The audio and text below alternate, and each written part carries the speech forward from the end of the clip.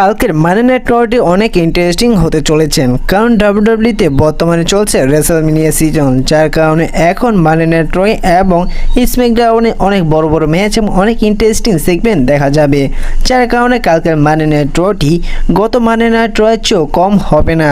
তো কালকে মানি নাইট রয়ের জন্য ডাব্লিউডাব্লিউই অফিসিয়ালিভাবে কী কনফার্ম করেছে সে সম্পর্কে আলোচনা করব এবং যে সমস্ত বিষয় কনফার্ম করেছে তাছাড়াও কী দেখা যেতে পারে কালকের মানি নাইট রয়ে, এই সমস্ত কিছু নিয়েই আলোচনা করব আজকের এই ভিডিওটিতে।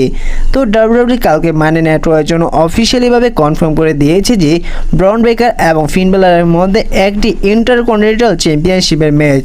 তো এই ম্যাচটির মধ্যে আমার যতটুকু মনে হয় যে কোনো টাইটেল চেঞ্জ হতে নাও দেখা যেতে পারে, অর্থাৎ এই ম্যাচটির মধ্যে হয়তো ফিন বেলার তিনি হেরে যেতে পারে ব্রন ব্রেকারের কাছে, আর সাধারণত ফিন বেলার তিনি ব্রন ব্রেকারের কাছে হেরে যেতে পারে ডমিনিক মিস্টেরিওর জন্য, কারণ বর্তমানে ডমিনিক মিস্টেরিও এবং ফিন বেলারের সম্পর্ক ভালো দেখালো বর্তমানে, কিন্তু আসলে ভিতর থেকে ডমিনিক মিস্টেরিও প্ল্যান করছে ফিন বেলারকে জাজমেন্টের টিম থেকে বের করে দিতে। আর এই ম্যাচটির মধ্যে যদি ফিন বেলার তিনি ডমিনিক মিস্টেরিওর জন্য হেরে যায় তাহলে ধরে নিতে পারেন যে এবার ফিন বেলার তিনি জাজমেন্টের টিম থেকে বেরিয়ে যাবে। এমনকি রেসলম্যানিয়া 41 হয়তো ডমিনিক মিস্টেরিওর সাথে ফিন বেলার একটি সিঙ্গেল ম্যাচ দেখা যেতে পারে, এমনকি সে জায়গায় ডমিনিক মিস্টেরিও ফিন বেলার তিনি ফেস করতে পারে তার সেই ডেমন ক্যারেক্টারে, অর্থাৎ এবার রেসলম্যানিয়া 41 ডেভিড ফিন বেলারকে দেখা যেতে পারে তার অনেকটি সম্ভাবনা রয়েছে। পরবর্তী ম্যাচ দেখা যাবে কালকের মানি নাইট রয়ে জে উসো এবং অস্টিন থিওরির মধ্যে। তো আপনারা গত সপ্তাহের আগের সপ্তাহে যেমন দেখেছিলেন যে অস্টিন থিওরি এবং গ্রেসন ওলা তারা আক্রমণ করেছিল জে উসোকে, যার কারণে গত সপ্তাহে জে উসোর সাথে গ্রেসন ওলার মধ্যে একটি সিঙ্গেল ম্যাচ হয়েছিল এবং সেই ম্যাচটি শেষ হয়ে যাওয়ার পর আবার আক্রমণ করেছিল অস্টিন থিওরি এবং জে উসো, যার কারণে ডাব্লিউডাব্লিউই এবার কালকের মানি নাইট রয়ের জন্য অফিসিয়ালিভাবে কনফার্ম করে দিয়েছে যে জে উসো এবং অস্টিন থিওরির মধ্যে একটি সিঙ্গেল ম্যাচ দেখা যাবে, যেহেতু এবার জে উসো তিনি রেসলম্যানিয়াতে গুন্থারকে ফেস করতে যাচ্ছে ওয়ার্ল্ড হেভিওয়েট চ্যাম্পিয়নশিপের জন্য, যার কারণে এই ম্যাচটির মধ্যে জে উসো তিনি অস্টিন থিওরিকে হারিয়ে দিবে এবং গত সপ্তাহের মতনই একই জিনিস দেখা যাবে যে গ্রেসন ওলা এবং অস্টিন থিওরি তারা আবার আক্রমণ করবে জে উসোকে এবং তারপর হয়তো জে উসো তিনি উল্টো আক্রমণ করার পর সে জায়গায় গত সপ্তাহের মতন দেখা যেতে পারে যে গুন্থার এসে তিনি জে উসোকে আক্রমণ করতে পারে। এমনও হতে পারে গত সপ্তাহে গুন্থার তিনি জে উসোকে আক্রমণ করলো, কিন্তু এই সপ্তাহে গুন্থারকে আক্রমণ করে দিল জে উসো, কিন্তু এদের স্প্ল্যান কোনো ইন্টারেস্টিং দেখা যাচ্ছে না। পরবর্তী ম্যাচ কালকে মানি নাইট রয়ের জন্য ডাব্লিউডাব্লিউই অফিসিয়ালিভাবে কনফার্ম করে দিয়েছে, সেই ম্যাচটি দেখা যাবে প্যান্টার সাথে লুবলি কাজারের মধ্যে, আর এই ম্যাচটি হবে নো হোল বার্ড ম্যাচ। তো এই ম্যাচটি যেহেতু নো হোল বার্ড ম্যাচ হতে যাচ্ছে, আমার যতটুকু মনে হয় যে এই ম্যাচটির মধ্যে হয়তো পিট ডান এসে আক্রমণ করতে পারে প্যান্টাকে এবং লুবলি ক্যাজারকে। যদি এই ম্যাচটির মধ্যে কোনো ইন্টারফিয়ার না দেখা যায় তাহলে এই ম্যাচটির মধ্যে লুবলি ক্যাজারকে হারিয়ে দিবে প্যান্টা। তো এই ম্যাচটি নিয়ে আপনাদের কি মনে হয়, আসলে এই ম্যাচটির মধ্যে কে জিততে পারে? এমনকি ডাব্লিউডাব্লিউই কালকে মানি নাইট রয়ের জন্য ওমেন্সের একটি সিঙ্গেল ম্যাচ কনফার্ম করে দিয়েছে, সেই ম্যাচটি দেখা যাবে ডেকোটা কাইয়ের সাথে আইভি নিয়ালের মধ্যে। তো এই ম্যাচটির মধ্যে আমার যতটুকু মনে হয় যে আইভি তিনি হয়তো ডেকোটা কাইকে হারিয়ে এই ম্যাচটির মধ্যে ভিক্টোরি নিয়ে নিতে পারেন। এমনকি ডাব্লিউডাব্লিউই কনফার্ম করে দিয়েছে যে কালকের মানি নাইট রয় একই রিংয়ে একই জায়গায় আসতে চলেছেন জন সিনা এবং কোড রোজ, এবং এই জায়গায় তাদের সেগমেন্টই দেখা যাবে। তো এই বিষয়টা কালকের মানি নাইট রয়টিকে বিশেষ করে হাইপ করে ফেলেছে।